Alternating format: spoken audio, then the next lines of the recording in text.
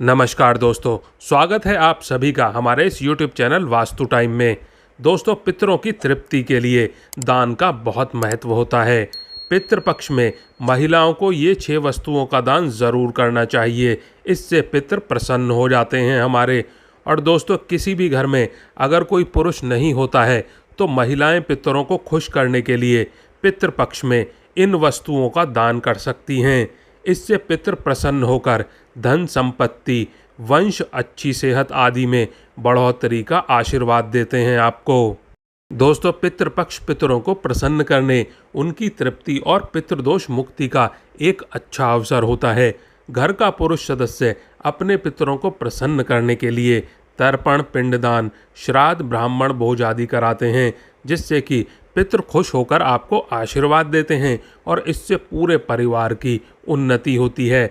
लेकिन यदि किसी कारणवश आपके परिवार में कोई पुरुष नहीं है तो घर की महिलाएं अपने पितरों को खुश करने के लिए पितृपक्ष में इन 6 वस्तुओं का दान कर सकती हैं, जिससे पितृ खुश होते हैं और आशीर्वाद देते हैं आपके परिवार को। और दोस्तों, इस दान से आपके पितृ प्रसन्न हो जाएंगे और पितृ जब प्रसन्न होते हैं तो वह आपकी धन संपत्ति, वंश और अच्छी सेहत आदि में बढ़ोतरी का आशीर्वाद देते हैं। फिर आपके परिवार में किसी भी चीज़ की कमी नहीं होगी।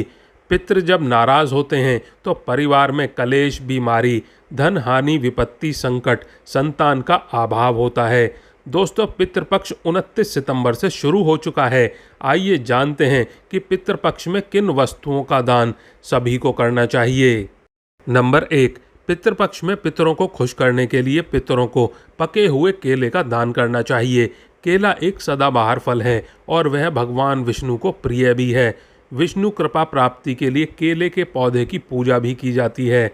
भगवान विष्णु बैकुंठ धाम के मालिक हैं और मोक्ष प्रदान करने वाले हैं।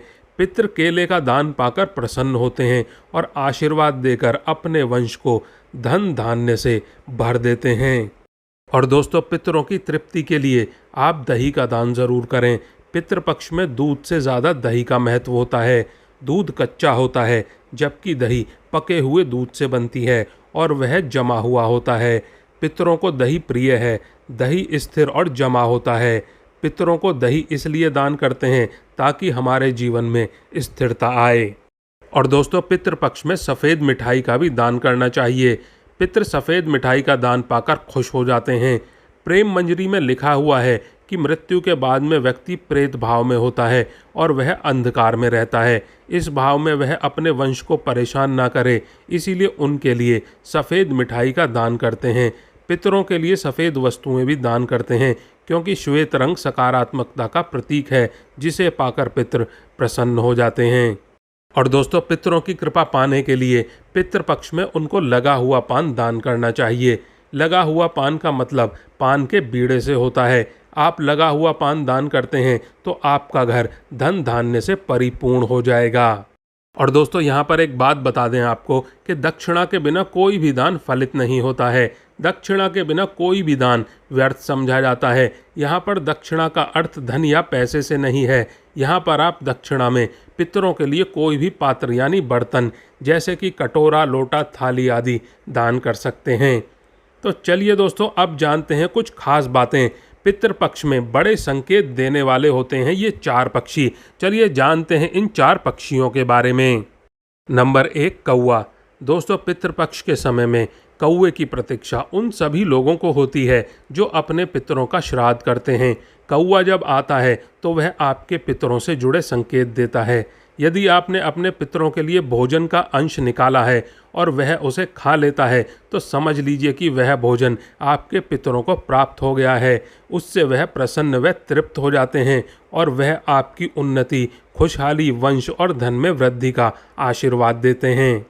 और यदि कौवा आपके दिए गए भोजन को नहीं खाता है तो वह अन्न आपके पितरों को प्राप्त नहीं होता है। इससे वह अतृप्त रह जाते हैं, जिस कारण से अतृप्त और नाराज पितर आपको श्राप देते हैं। नंबर 2, गाय। हिंदू धर्म में गाय एक पवित्र और पूजनीय जीव है। धार्मिक मान्यताओं के अनुसार गाय में सभी देवी देवताओं का वास होता है। यदि आप पितृपक्ष के समय में गाय के लिए भोजन निकालते हैं और वह उसे खा लेती है तो वह पितरों को प्राप्त हो जाता है। यह संकेत है कि आपके पितृ आपसे प्रसन्न हैं। नंबर 3, कुत्ता। दोस्तों, पितृपक्ष में पितरों तक भोजन पहुंचाने के लिए उनकी तिथि पर खाने का कुछ अंश कुत्ते को खिलाया जाता है। इससे पितरों की आत्मा तृप्त होती है और वह अपने वंश को खुशहाली का आशीर्वाद देते हैं। नंबर 4, चींटियाँ। दोस्तों, पितृपक्ष में पितरों की तिथि पर भोजन बनाया जाता है, फिर उस भोजन का एक अंश चींटियों को डाल देते हैं ताकि वह उसे खा लें। धार्मिक मान्यताओं के अनुसार चींटियों के माध्यम से वह भोजन पितृ प्राप्त करके तृप्त होते हैं। यदि ये जीव आपके अनुसार दिए गए भोजन को ग्रहण करते हैं तो वह भोजन पितरों को प्राप्त होता है। यदि ये जीव आपके दिए गए भोजन को ग्रहण नहीं करते हैं तो यह पितरों के अतृप्त रहने का संकेत होता है। और दोस्तों, यदि ये 4 जीव आपके हाथ से बना हुआ खाना खा लेते हैं तो समझो आपकी किस्मत चमक जाएगी, आपका घर धन धान्य से भर जाएगा और हर काम में सफलता मिलेगी आपको। तो आगे दोस्तों जानते हैं पितृपक्ष में भूल कर भी ना करें ये 6 काम। जी हाँ दोस्तों, ये 6 काम बिल्कुल भी ना करें पितृपक्ष में। चलिए जानते हैं इन 6 कामों के बारे में। नंबर 1, पितृपक्ष में किसी भी मांगलिक कार्य का आयोजन बिल्कुल ना करें। पितृपक्ष पूर्वजों के लिए समर्पित होता है, इसीलिए इस दौरान किसी भी तरह का मांगलिक कार्य नहीं करना चाहिए। पितृपक्ष के दौरान शादी, मुंडन, सगाई और गृह प्रवेश जैसे मांगलिक कार्य बिल्कुल नहीं करने चाहिए। नंबर 2, बाल और नाखून बिल्कुल ना काटें। पितृपक्ष में श्राद्ध कर्म करने वाले व्यक्ति को पूरे 15 दिनों तक बाल और नाखून नहीं कटवाने चाहिए। साथ ही इस दौरान ब्रह्मचार्य का भी पालन करना चाहिए। नंबर 3, नया वस्त्र बिल्कुल ना खरीदें। पितृपक्ष के दौरान नए वस्त्र कदापि ना खरीदें, क्योंकि इस दौरान पितरों को नया वस्त्र दान किया जाता है, जिससे पितर प्रसन्न होते हैं। अगर आप पितृपक्ष में नया वस्त्र खरीदते हैं तो इसका अशुभ प्रभाव पड़ता है आपके जीवन पर। नंबर 4, मांस ना खाएं। पितृपक्ष के दौरान मांसाहारी भोजन भूलकर भी नहीं करना चाहिए। माना जाता है कि ऐसा करने से पूर्वज नाराज होते हैं और आपको श्राप देते हैं। नंबर 5, कई चीज़ें शाकाहारी ऐसी भी हैं जिनको पितृपक्ष के दौरान खाने की मनाही होती है। माना जाता है कि पितृपक्ष के दौरान खीरा, जीरा और सरसों के साग का सेवन बिल्कुल नहीं करना चाहिए। धन्यवाद दोस्तों।